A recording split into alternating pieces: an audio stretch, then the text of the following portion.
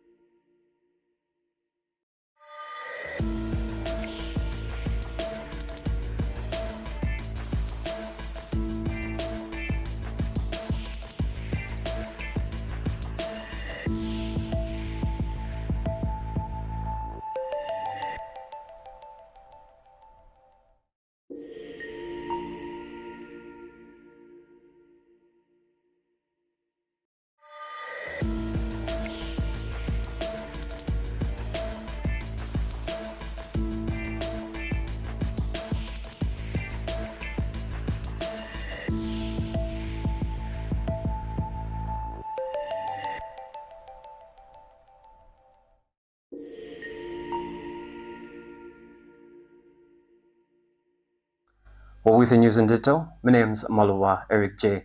Mwanamjende. The Ministry of Home Affairs has raised concern over plans by some Catholic groups to protest against the ongoing constitutional review process.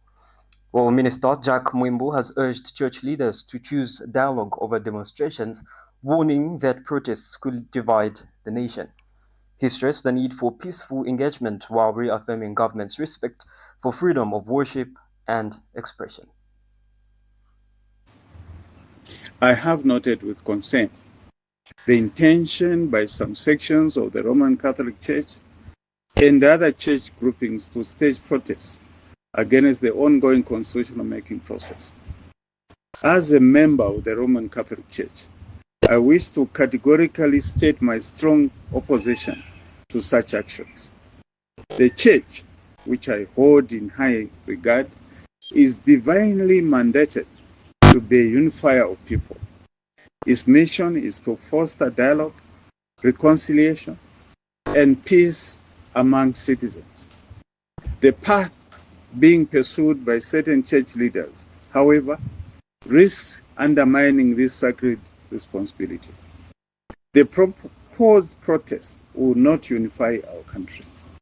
On the contrary, they will further polarize both the nation and the church itself. At a time when Zambia requires collective wisdom and unity, such divisive actions are regrettable and counterproductive.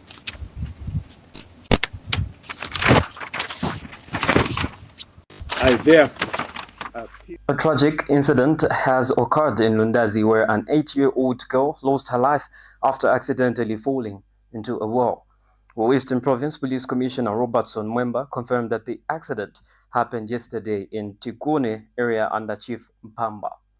The child had gone out to play with friends when she slipped and fell into the well between 12 and 1500 hours.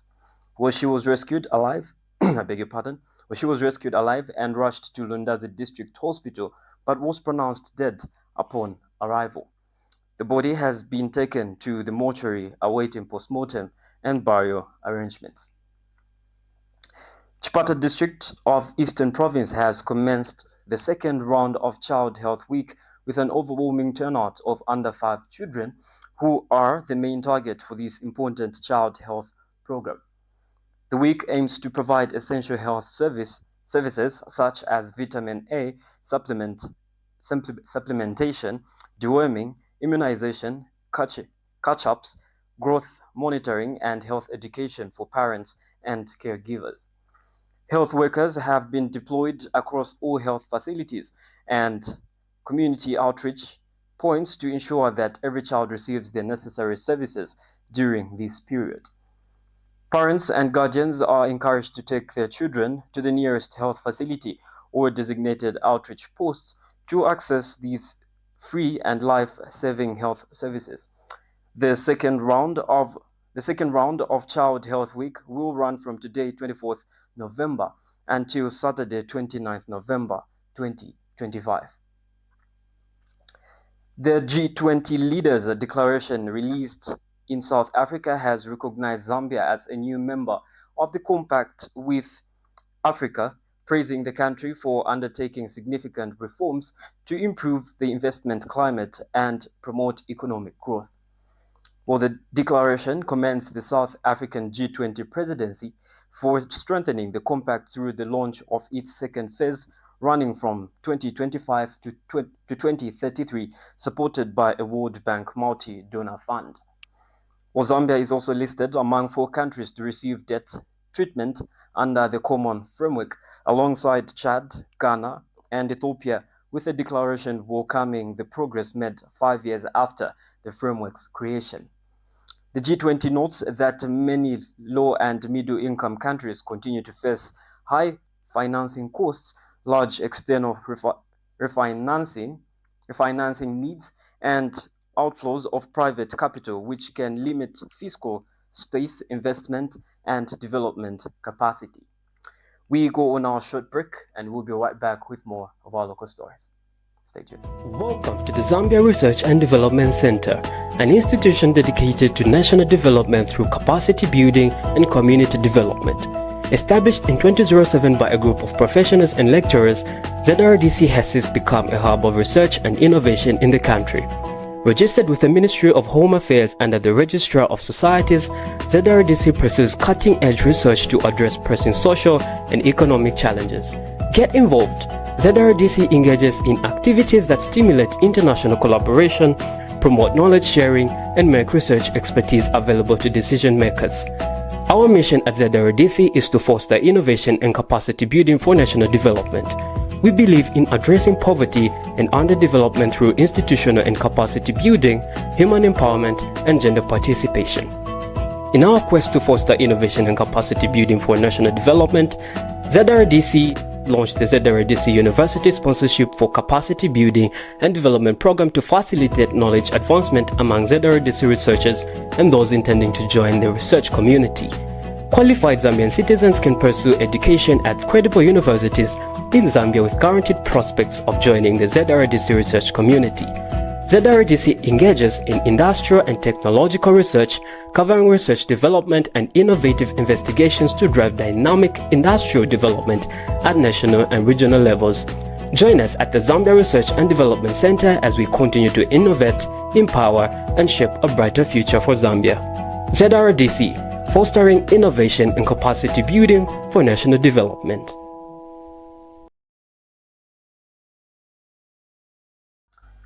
Welcome back, and thank you for still staying tuned.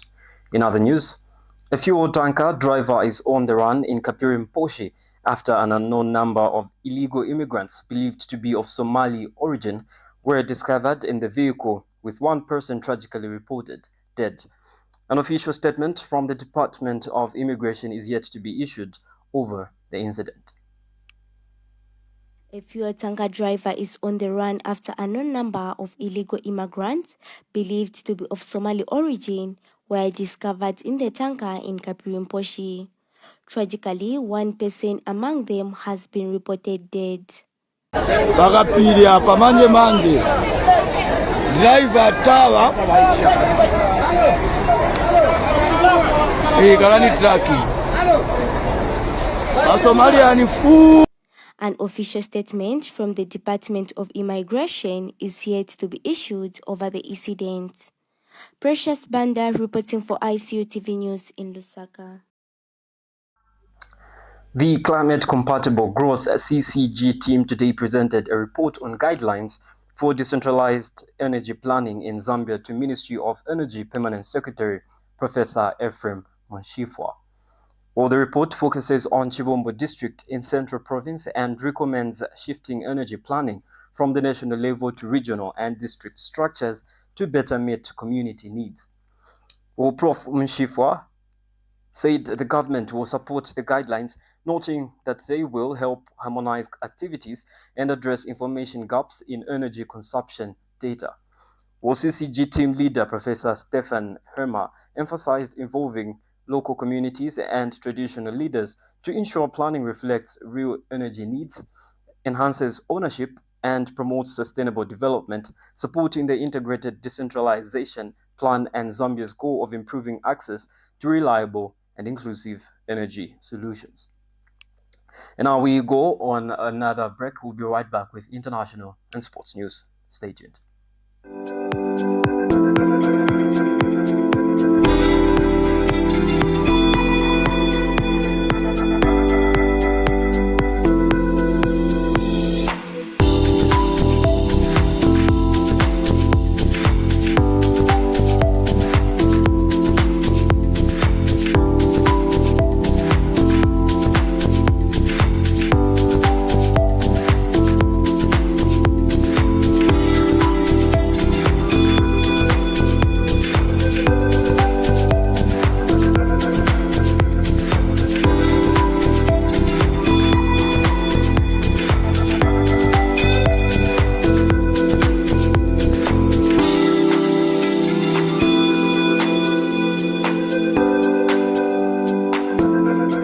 In international news, with Jimmy Cliff, one of reggae music's most iconic and beloved figures, has died at the age of 81.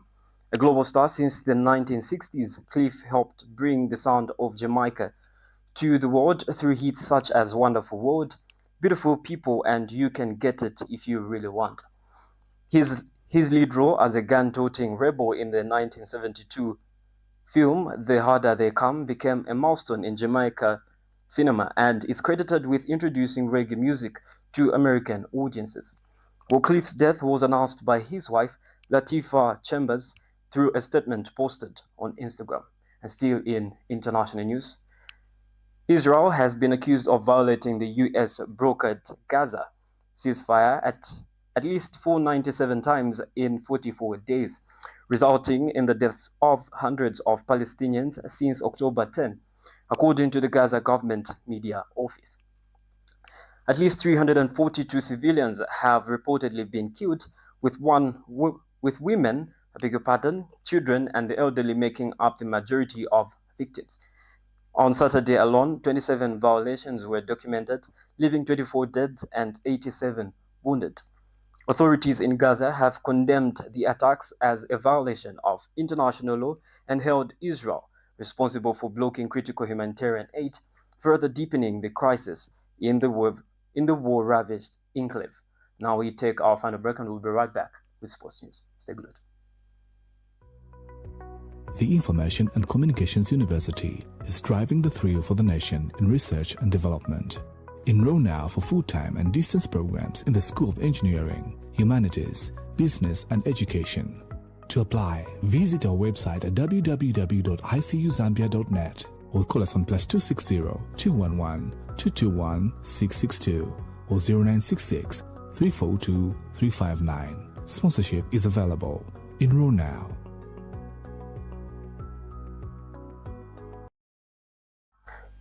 And now in sports news, Copper Queens coach Nora Hauptle has announced a 26-member squad for the FIFA Window 3 Nations tournament to be hosted by Malawi. Our United States-based striker Rachel Kundananji of Bay FC will lead the team in the absence of injured captain Barbara Banda. The squad includes experienced players such as Mary Wilombe, Rachel Nachula, Grace Chanda, Kabange Mupopo, Lusho Mwiimbu, Martha Tembo, and Susan Banda. Hauptle has maintained the core group that secured qualification for the Morocco 2026 Women's Africa Cup of Nations, with under-17 captain Mercy Chipasula, goalkeeper Chala Mfunte, and defender Margaret Conway also included. The tournament will feature Malawi, Zimbabwe, and Zambia, with both Zambia and Malawi using it as a part of their preparations for WAFCON. The competition will run from November 28th to December 2nd in Lilongwe.